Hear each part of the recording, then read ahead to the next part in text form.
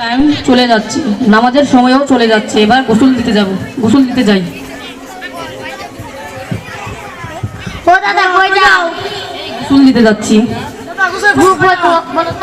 কয়টা আর বলবো বল, তোর বাপের ছোটকাল থেকে পড়ালে আইছি, এখন তুই পড়াশোনা করতেছ, আমি কিভাবে বলবো বল? দাদা গোসলের খরচ তো হয়েছে না। গোসল করা কি হবে? লুঙ্গি হবে, 1 নম্বরে লুঙ্গি, 2 নম্বরে গামছা, 3 নম্বরে সাবান, 4 নম্বরে বালতি, 5 নম্বরে মগ। এইগুলো তো হবে, আর কি হবে? দাদা তোমারটা তো হইছে না। গোসলের বড় তিনটি কেমনে 3টি হয়? ভালোভাবে কুলি করা না নাকে পানি দেওয়া, সমস্ত শরীর ধৌত করা।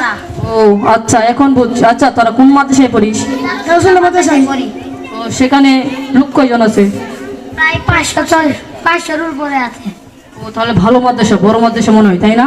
অনেক ভালো মাদ্রাসা। অনেক ভালো মাদ্রাসা দাদা। তোরা কে পড়ছিস? হেফসখানা একখানা 18 পারা। 3 পারা।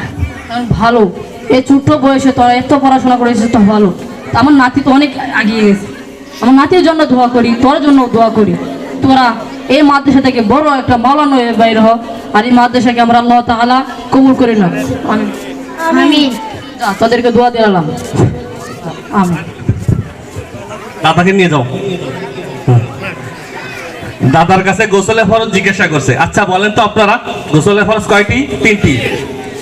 ভালোভাবে কুলি করা,